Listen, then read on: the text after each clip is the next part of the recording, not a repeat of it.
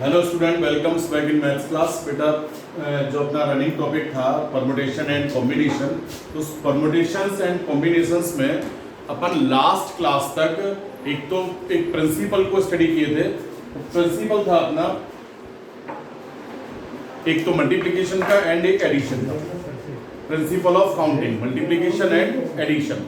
और उसके बाद फैक्टोरियल को स्टडी किया था। क्लियर, फैक्टोरियल क्या चीज है? फैक्टोरियल, एन फैक्टोरियल का मतलब हुआ बेटा product of first n natural numbers. 7.2 exercise भी करी थी अपन ने, क्लियर कर चुके होंगे सारे स्टूडेंट। तो आज अपन आगे बढ़ते हैं। तो जैसे मैंने कहा था कि इस चैप्टर, ये जो चैप्टर है परमुटेशंस एंड कॉम्बिनेशंस, ये कंप्लीटली डिपेंड करता है बेटा सिर्फ काउंटिंग पर। ये कंप्लीट किस पे डिपेंड करता है? Only for counting. अगर आपको काउंटिंग्स आती हैं, काउंटिंग्स के बारे में थोड़ा सा कंसेप्ट क्लियर है, तो सारे क्वेश्चंस बहुत आसानी से होंगे। और जो आपने काउंटिंग का फंडामेंटल प्रिंसिपल ऑफ काउंटिंग पढ़ा था, उसमें भी थोड़ा सा एक्स्ट्रा क्लियर कर दूं एक बार और, कि जो मल्टीप्लिकेशन का प्रिंसिपल है वो तब यूज होना है जब इवेंट्स, जैसे कई सारे इवेंट्स हो, मोर देन 1 इवेंट्स दे रखे हैं, और वो सारे इवेंट्स एक साथ अगर अकर हो रहे हैं, E1 and E2 and E3, यानी इवेंट्स के बीच में अगर एंड का यूज हो जाए, क्लियर, यानी उनके अकर होने पर हमको एंड का यूज करना पड़े, तो वहां तो प्रिंसिपल ऑफ मल्टीप्लिकेशन का यूज करेंगे। और जहां और का यूज करना पड़े, E1 और E2 यानी या E2, क्लियर, E1 या E2 या E3, यानी एक बार में कोई एक ही इवेंट अकर हो रहा हो, तो किसी एक के अकर होने के टोटल वेज कितने हो जाएंगे, एडिशन का यूज करेंगे वहां। फर्स्ट के अकर होने के वेज प्लस सेकंड के प्लस थर्ड के, इस तरह से। तो एकदम क्लियर होना चाहिए मल्टीप्लिकेशन का प्रिंसिपल एंड एडिशन का प्रिंसिपल कब कब यूज करना है। कब करना है मल्टीप्लिकेशन का? जहां सारे इवेंट्स एक साथ अकर हो रहे हो, तो सभी के एक साथ अकर होने के वेज में फर्स्ट का इंटू सेकंड इंटू थर्ड, और जहां एक समय में कोई एक अकर हो रहा हो वहां एडिशन का यूज करेंगे। क्लियर? तो इसी प्रिंसिपल, इन प्रिंसिपल जो आपने काउंटिंग के प्रिंसिपल पढ़े थे, तो इनको लेकर अपन आगे के क्वेश्चन सॉल्व करेंगे। तो जैसे एक क्वेश्चन आपको यूं दिया जाए बेटा, बहुत ध्यान से सुनना, एक क्वेश्चन का मतलब एक एक्सरसाइज कंप्लीट होनी है। जैसे आपसे यूं कहा जाए कि 1 2 3 4 5 6, कितने डिजिट हो गए? 6 डिजिट है ये। क्लियर? टोटल डिजिट कितने हैं? 6 हैं। क्वेश्चन वाला कहता है आपसे कि 6 डिजिट के द्वारा 3 डिजिट के कितने नंबर बना सकते हो आप? इन 6 डिजिट का यूज करते हुए 3 डिजिट के कितने नंबर आप बना सकते हैं? ओके, क्वेश्चन हो जाएगा how many 3 digit numbers can be formed from the digits 1 2 3 4 5 6। Clear? तो 3 डिजिट के कितने नंबर फॉर्म किए जा सकते हैं, ये आपको बताना है। क्लियर? तो टोटल नंबर ऑफ डिजिट्स कितने हैं अपने पास, वो ध्यान से सुनेंगे।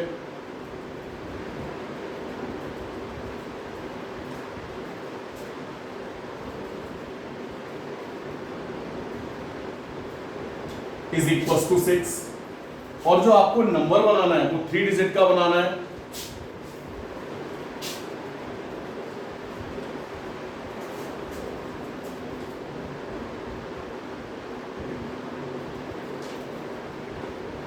Form of 3 digit.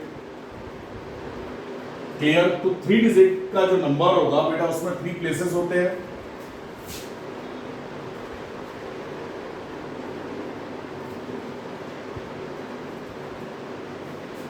Have 3 places, तो ये 3 प्लेसेस हो गए बेटा। किसी भी 3 डिजिट के नंबर में ये 3 प्लेसेस को फिल करना होता है। अब ध्यान से सुनेंगे जरा।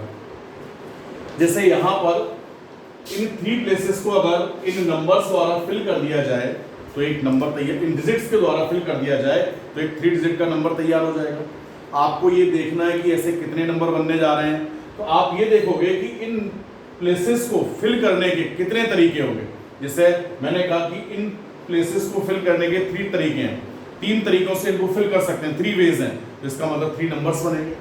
अब आपने देखा कि जो यूनिट प्लेस है, ये वाला प्लेस, फर्स्ट प्लेस, इस प्लेस को इन 6 डिजिट के द्वारा फिल करना है, तो कोई एक ही तो डिजिट यहां आएगा इनमें से, तो इसको फिल करने के कितने तरीके हो गए? 5 तरीके हो गए। 5 वेज द्वारा इसको फिल किया जा सकता है। तो number of ways to fill first place is equal to 5। Okay, यानी फर्स्ट प्लेस को 5 वेज द्वारा फिल कर सकते हैं। कैसे? या तो यहाँ 1 आएगा, यहाँ 2 आएगा, 3 आएगा, 4 आएगा या 5 आएगा। तो इसको भरने के कितने तरीके हुए बेटा? 5 हो गए। तो यहाँ पर इसको 5 वेज द्वारा फिल किया जा सकता है, 5 वेज। ओके, अब बात आती है बेटा सेकंड प्लेस को फिल करना। चलिए, अब सेकंड प्लेस को जब फिल करने जा रहे हैं तो आपने देखा कि इन 6 डिजिट में से एक डिजिट तो यहां इन्वॉल्व हो गया, बिजी हो गया। क्लियर? अब अपने पास डिजिट कितने बचे? 4। एक सेकंड बेटा, ये 6 है क्या? चलिए, तो इसको फिल करने के वेज कितने होंगे? 6, क्योंकि 6 डिजिट है अपने पास। अब एक बिजी हो गया, डिजिट कितने रह गए? 5।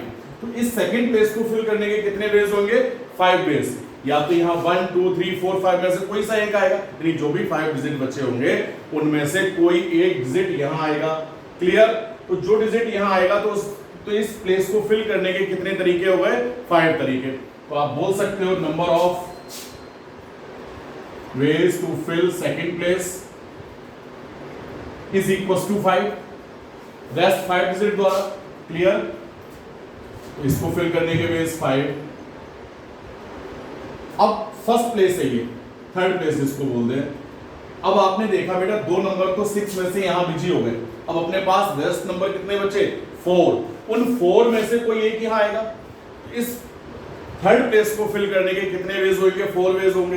क्लियर? तो आप फिर लिखेंगे यहां पर number of ways and number of ways to fill third place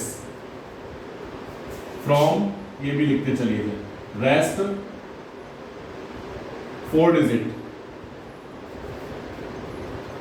is equal to 4 ways. Okay, यहां रेस्ट 5 डिजिट थे, यहां टोटल 6 डिजिट थे। क्लियर? अब ध्यान से सुनेंगे, इसको फिल करने के बेटा 4 वेज हो गए।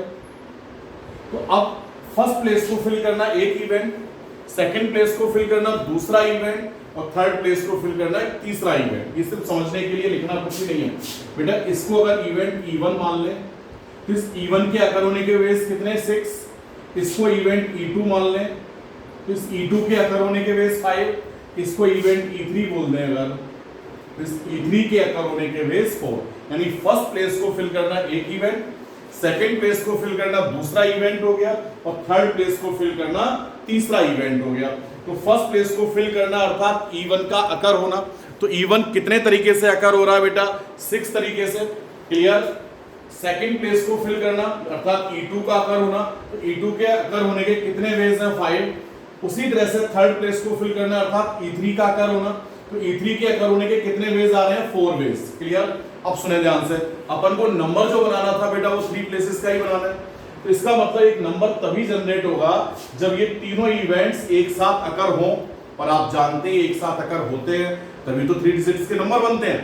तो ये तीनों इवेंट्स एक साथ अकर होंगे, तो तीनों के एक साथ अकर होने के जितने वेज होंगे उतने ही तो नंबर बनके तैयार हो जाएंगे। क्लियर? तो कंसेप्ट क्या है? ये तीनों के एक साथ अकर होने के जितने टाइप्स होंगे उतने ही 3 डिजिट्स के नंबर बनेंगे। तो अब इन तीनों के एक साथ अकर होने के टाइप्स पता कैसे करेंगे? आपको दिख रहा है कि नंबर बनाने के लिए E1 का अकर होना भी जरूरी है, एंड E2 का भी अकर होना जरूरी है, एंड E3 का भी अकर होना जरूरी है। तो जब इवेंट्स के बीच में एंड का यूज करना पड़ रहा है तो इसका मतलब जो प्रिंसिपल यूज करेंगे वो मल्टीप्लिकेशन का करेंगे। तो तीनों के एक साथ अकर होने के वेज 6 × 5 × 4 यही करेंगे ना। चलिए, तो आप लिखेंगे, भाई कहीं डाउट हो तो जरूर पूछना बेटा। तो आप यहां एक साथ लिखेंगे सीधे सीधे रिजल्ट कि now number of 3 digits number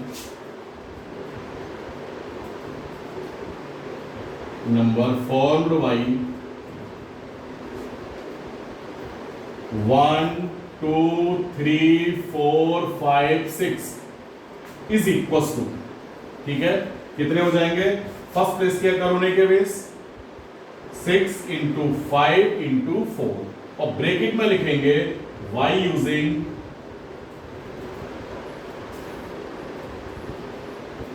principle of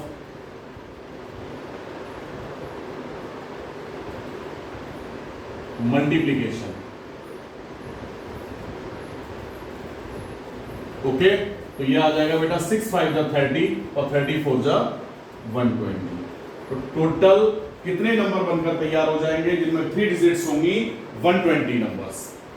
okay बेटा, समझ में आ गया ना? तो इस टाइप के बहुत सारे क्वेश्चन बनेंगे जहां आपको इस तरह से डिजिट्स दे रखी होंगी और आपसे कहा जाएगा इन डिजिट्स द्वारा 3 प्लेसेस का या 3 डिजिट का या 4 डिजिट का या 5 डिजिट्स का कितने नंबर तैयार करने हैं। तो आपको देखना है कि अगर 3 डिजिट्स का है तो 3 प्लेसेस को फिल करने के टोटल वेज कितने होंगे। 4 डिजिट का बन रहा है तो 4 प्लेसेस को फिल करने के टोटल वेज कितने होंगे। तो उन 4 प्लेसेस को फिल करने के, उन 4 प्लेसेस को भरने के जितने बेस यानी जितने तरीके होंगे उतने ही आपके नंबर तैयार हो जाएंगे। क्लियर? नोट करिए फटाफट।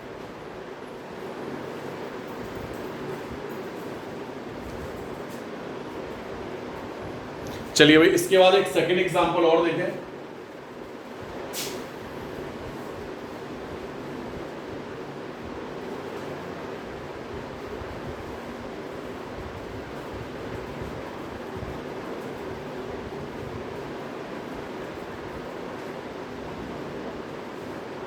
अब क्वेश्चन में एक चीज और देख लें कि जैसे इस क्वेश्चन में रह गया बताने के लिए, इस वाले एग्जांपल में देख लेंगे।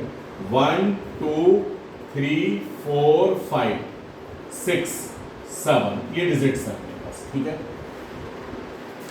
इन डिजिट कितनी डिजिट होंगी? 7 डिजिट्स, ठीक है। Total digits, total number of digits is equal to 7। अब क्वेश्चन वाला कहता है 7 डिजिट्स का यूज करते हुए 4 डिजिट के कितने नंबर बन सकते हैं। क्लियर? तो नंबर के कितने डिजिट का बनाना है? 4 डिजिट्स का।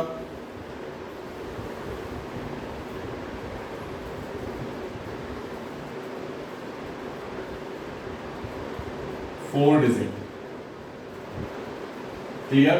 नंबर 4 डिजिट का तैयार करना है। अब उसमें भी कंडीशन दे दी क्वेश्चन वाले ने कि 4 डिजिट का तो नंबर बनाना है, बट 2 चीजें हैं कि एक तो डिजिट यानी नंबर का रिपीटिशन अलाउ है और एक में रिपीटिशन अलाउ नहीं है। यानी एक नंबर कई बार यूज हो सकता है और एक में क्या कहा जा रहा है, एक नंबर एक ही बार यूज होना है, यानी रिपीट नहीं होना चाहिए, उसकी पुनरावृत्ति नहीं होनी चाहिए। क्लियर? तो repetition of digits is allowed. एक में तो ये है repetition of digits is allowed, और एक में दे रखा है रिपीटिशन ऑफ डिजिट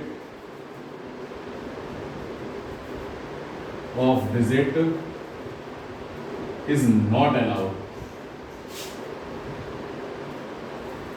यानी रिपीटिशन ऑफ डिजिट अलाउड का मतलब हो गया कि अंकों की पुनरावृत्ति कर सकते हैं, इज अलाउड और इज नॉट अलाउड, और यहां पुनरावृत्ति नहीं कर सकते। तो यहां नॉट वाला यहां लिख लो बेटा, इज नॉट अलाउड, उसको अलाउड वाले को बाद में करेंगे और इसको अलाउड करेंगे, इज अलाउड। ठीक है? तो यहां रिपीटिशन हो सकता है। तो जो अभी थोड़ी देर पहले क्वेश्चन किया था तो उसमें भी रिपीटिशन नॉट अलाउड था। देखेंगे क्यों था। तो यहां पर 4 डिजिट्स का नंबर तैयार करना है, तो 4 डिजिट को बनाने के लिए इन 4 प्लेसेस को फिल करना पड़ेगा। क्लियर? इन 4 प्लेसेस को फिल करने के जितने वेज होंगे उतने ही नंबर तैयार होंगे अपने। चलिए, तो सबसे पहले बात करें, अगर रिपीटिशन नॉट अलाउड है तो इस फर्स्ट प्लेस को फिल करने के वेज फ्रॉम 7 डिजिट 7 वेज हो जाएंगे। इस 7 में से कोई एक ही तो आएगा यहाँ पर। अब चलिए, अब 7 में से कोई एक तो यहाँ बिजी हो गया, वो नंबर अगर रिपीट हो रहा होता तो फिर अपने पास 7 ही होते, लेकिन एक नंबर अब रिपीटिशन नहीं हो रहा, इसका मतलब इनमें से जो भी यहाँ फिक्स हो गया उस नंबर का वापस यूज नहीं करना है। तो अब इस प्लेस को फिल करने के लिए अपने पास रेस्ट कितने नंबर बचे? 6 नंबर, 6 डिजिट, सॉरी, कितनी डिजिट्स बची? 6 डिजिट्स। तो इस प्लेस को फिल करने के कितने वेज हो जाएंगे? 6। क्यों? क्योंकि एक यहाँ बिजी हो गया, उसका रिपीटिशन नहीं होना है। क्लियर? अगर उसका रिपीटिशन हो रहा होता तो इसको भी फिल करने के कितने वेज होते हैं? 7 वेज। क्लियर? लेकिन ऐसा है नहीं, तो इसको फिल करने के वेज कितने हुए बेटा? 6। ओके, अब 2 बिजी हो गए, तो इसको फिल करने के वेज 5, और इसको फिल करने के वेज 4। ओके, तो आप बोल सकते हैं कि number of ways to fill unit place या first place, to fill first place from digits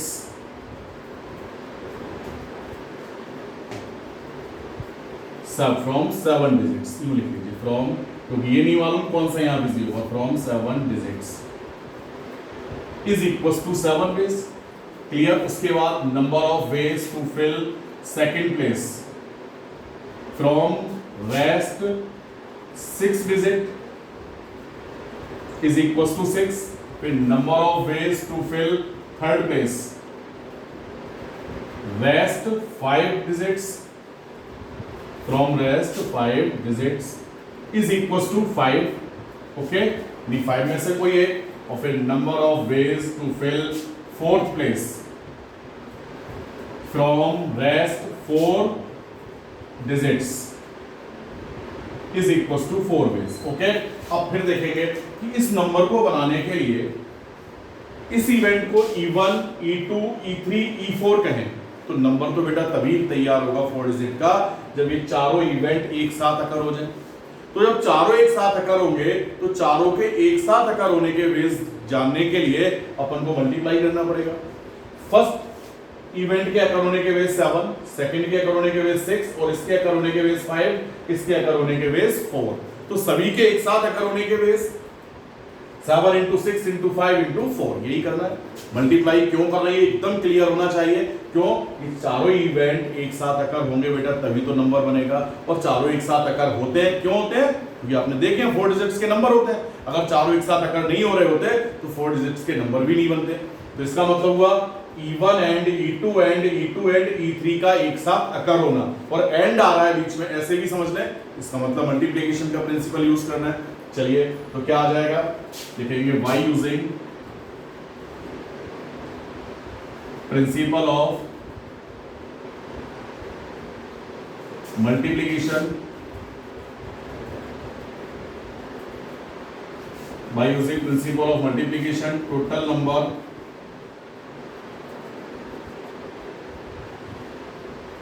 number of 4 digits number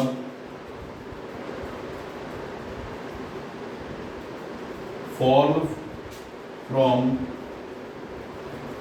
by given 7 digits is equals to इसका कर होना इंटू इसका कर होना इंटू इसका कर होना इंटू इसका कर होना, यानी 4 इंटू 5 इंटू 6 इंटू 7। तो ये कितना हो जाएगा बेटा, 5 4 जा 20 और 6 7 जा 40 और 40 एक सेकेंड 42, ये ठीक है। और टोटल कितने हो जाएंगे, मल्टीप्लाई कर दीजिए बेटा, 84 और ये 0, तो समझ गए ना।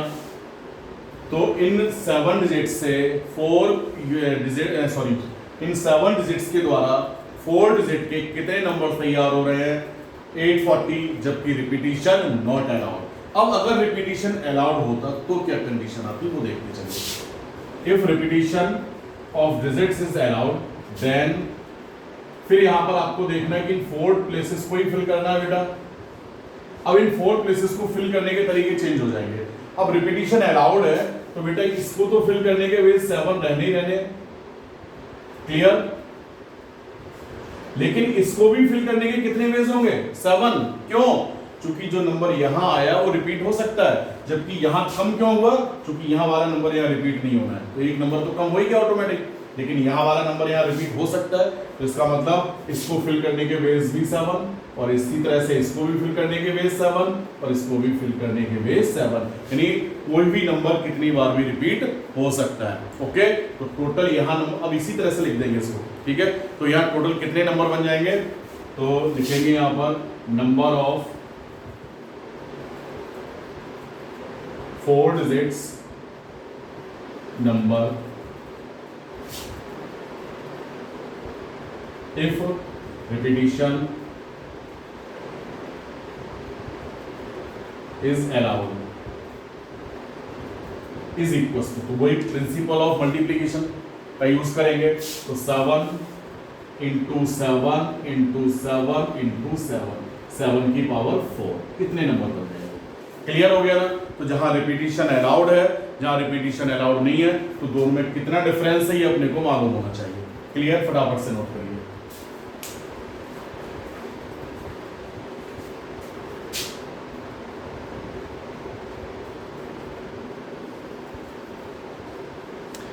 चलिए फिर एक कंसेप्ट और देख ले, फिर एंड करते हैं आज का।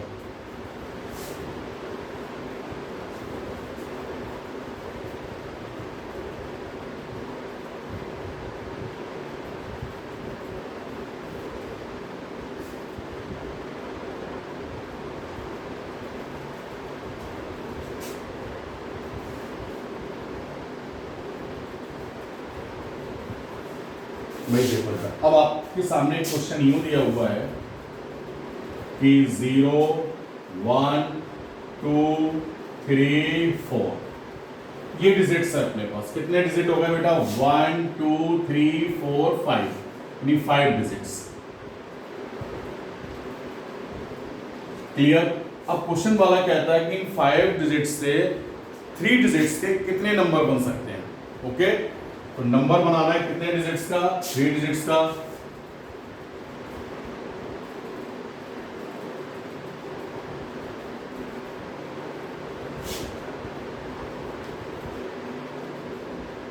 Three digit. क्लियर। तो इन 3 प्लेसेस को फिल करना पड़ेगा। चलिए, अब आपके पास जीरो भी है, इस चीज का ध्यान रखेंगे। अभी तक जो 2 क्वेश्चन किए थे उनमें जीरो नहीं था। तो अगर फर्स्ट प्लेस पर, इधर से जो फर्स्ट प्लेस है, अगर इस पर जीरो आ जाए, यहां जीरो आ जाए, तो क्या नंबर 3 डिजिट का होगा? नहीं होगा ना, तो 2 डिजिट का नंबर कहलाएगा। तो हमको ध्यान रखना है 3 डिजिट्स के नंबर के लिए फर्स्ट प्लेस पे जीरो नहीं आना चाहिए। तो फर्स्ट प्लेस को जीरो के अलावा जो रेस्ट नंबर बच रहे हैं वो कौन कौन से हैं? 1 2 3 4। तो फर्स्ट प्लेस पर जीरो को छोड़कर 1 2 3 4 से फिल करना पड़ेगा फर्स्ट प्लेस को। फर्स्ट प्लेस को जीरो को छोड़कर किससे फिल करना पड़ेगा? 1 2 3 4 से। तो आप ऐसा कह सकते हो कि इस फर्स्ट प्लेस को फिल करने के कितने वेज हो जाएंगे? 4। क्लियर। जीरो को छोड़ते हुए तो इस फर्स्ट प्लेस को फिल करने के वेज आ जाएंगे बेटा 4। कैसे कैसे? फ्रॉम 1 या 2 या 3 या 4। ओके, इनके द्वारा ही तो फिल करना है ना। अब रिपीटिशन अलाउड है या नहीं ये सोचना पड़ेगा। तो मैंने कह दिया यहां पर रिपीटिशन नॉट अलाउड। चलिए, रिपीटिशन, एक सेकंड बेटा,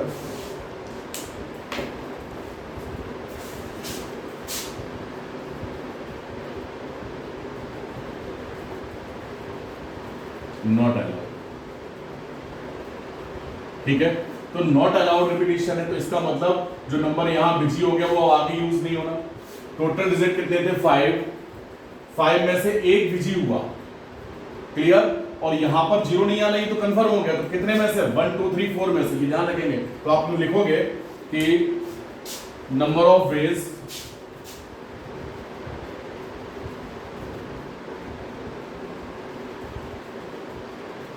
टू फिल फर्स्ट प्लेस। अब ये फर्स्ट प्लेस ये होगा, ठीक है। To fill first place from 1 2 3 4। Clear. Zero इसमें इंक्लूड नहीं होगा। Is equal to 4 ways. अब सेकंड प्लेस को फिल करने का, अब रिपीटिशन अलाउ नहीं है, तो एक तो यहां खत्म हो गया। अब अपने पास डिजिट कितने बचे बेटा? 4। क्यों अब 4 रह गए? क्योंकि अब जीरो इंक्लूड कर सकते हैं ना। ठीक है, second place including 0 is equal to 4 ways. तो इसको फिल करने के भी वेज 4। बात समझ में आ गई क्या? चलिए, अब 2 नंबर यहां बिजी हो गए 5 में से। अब बचे कितने? 3 डिजिट्स। तो इसको फिल करने के वेज कितने हो जाएंगे? 3। ओके, तो number of ways to fill third place, या यूनिट प्लेस बोल दिया करिए, 10th प्लेस और ये 100th प्लेस। ठीक है, third place including 0 is equal to 3। Okay, तो टोटल कितने नंबर बन के तैयार होंगे? तो फिर वही बात आती है बेटा कि ये तीनों जो इवेंट्स हैं तीनों एक साथ अगर होंगे तभी तो नंबर बनेगा। तो फिर वही मल्टीप्लिकेशन का प्रिंसिपल यूज करेंगे। तो लिखेंगे Now, by using principle of multiplication,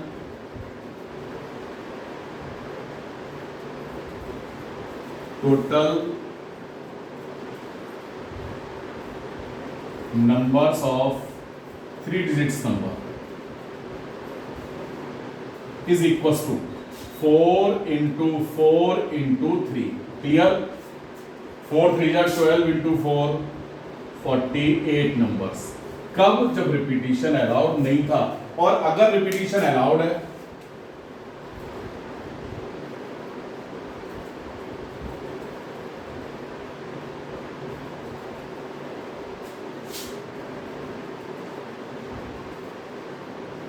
allowed है तो क्या होगा बेटा? फिर इन 3 प्लेसेस को फिल करना है. तो जो कंडीशन है ये तो वही रहनी कि फर्स्ट प्लेस पर 0 नहीं आना चाहिए. तो फर्स्ट प्लेस की तो पोजीशन नहीं चेंज होगी, यानी इसको तो फिल करने के वेज कितने होंगे? 4 वेज. क्लियर? अब इसको फिल करने के कितने वेज होंगे? 5. क्यों? अब यहाँ तो 0 इंक्लूड हो जाएगा और एक नंबर कितनी बार भी आ सकता है. ठीक है, तो यहाँ तो इन 5 में से कोई भी एक आएगा ना, तो इसको फिल करने के वेज 5 और इसको भी फिल करने के वेज 5. क्लियर? तो टोटल आंसर जो रिक्वायर्ड आंसर होगा, required answer is equal to, या required answer is equal to, multiplication का प्रिंसिपल यूज करेंगे 4 इंटू 5 इंटू 5. कितना हो जाएगा? 20 और इंटू 5 100. ठीक है, इस तरह के कितने नंबर्स तैयार हो जाएंगे बनकर जिनमें 3 डिजिट्स हो? 100 नंबर्स. लेकिन कब? जब रिपीटिशन अलाउड है. ओके, और रिपीटिशन नॉट अलाउड है तो कितने बन रहे थे? 48. तो इन बातों का ध्यान रखेंगे बेटा, कंसेप्ट को फोकस रखेंगे. इन जितने मैंने अभी 2 क्वेश्चंस कराए थे इनको बहुत अच्छे से देखोगे और एक्सरसाइज नंबर 7.1 में फर्स्ट क्वेश्चन ट्राई करेंगे. क्लियर? फर्स्ट 2 क्वेश्चंस को ट्राई करोगे केवल, पहला और दूसरा क्वेश्चन. ठीक है, और उसमें कंसेप्ट फिर यही है, आपको देखना पड़ेगा कितने डिजिट्स का नंबर बन रहा है, आपके पास अवेलेबल कितने डिजिट्स हैं और रिपीटिशन अलाउड है या अलाउड नहीं है. और आपको ये देखना है कि अगर जितने प्लेसेस यानी जितने डिजिट्स का नंबर आप बना रहे हो तो उतने ही प्लेसेस होंगे, तो उतनी प्लेसेस को फिल करने के जितने तरीके होंगे, उनको फिल करने के जितने वेज होंगे, उतने ही नंबर्स आपके बनके तैयार होंगे. ओके, कुछ स्पेशल कंडीशन ऐड कर रखी होती है, जैसे यहाँ 0 दे दिया उसने, तो आपको ध्यान रखना पड़ेगा कि फर्स्ट प्लेस पर 0 नहीं आना चाहिए. ओके, आगे चल के कल देखेंगे अपन इवन नंबर के लिए भी बोलेगा वो, तो इवन नंबर की क्या कंडीशंस है. फिर कई बार वो हो सकता है ये कह दे कि डिविजिबल बाय 5 होना चाहिए, ऐसे नंबर बनाइए. ठीक है, नेक्स्ट क्लास में देखेंगे. लेकिन यहां तक का बहुत अच्छे से स्टडी कर लेंगे, बारीकी से सुनेंगे कि क्या कहा जा रहा है. क्लियर? थैंक यू बेटा. हाँ, एक फिर इंपॉर्टेंट मैसेज है बेटा, आप सबसे मैंने कहा था कि अपनी जो होमवर्क की कॉपी है वो चेक कराने आना है. ओके, तो कल आज तो जितने भी स्टूडेंट आए फिर वापस सुन लें कि आपको 10 बजे से लेकर 1 बजे के बीच आना है. जो आ चुके हैं उनको नहीं आना है, लेकिन जो नहीं आए अभी रह गए बहुत सारे स्टूडेंट, उनको 10 से 1 के बीच आना है. काउंटर की जो फॉर्मेलिटीज है उसको पूरी करना है, कंसेंट फॉर्म जमा करना है, बस का पास बनवाना है. क्लियर? अगर बस से जाना आना है तो जब भी स्कूल खुलेंगे अभी तो ध्यान रखें 10 बजे से 1 बजे के बीच हर हाल में कल स्कूल आना है. ओके, थैंक यू बेटा. कल बोले तो आज ही आना, ऐसा नहीं सर ने कल के लिए कह दिया है. ठीक है, तो आज ही पहुंच लेंगे स्कूल.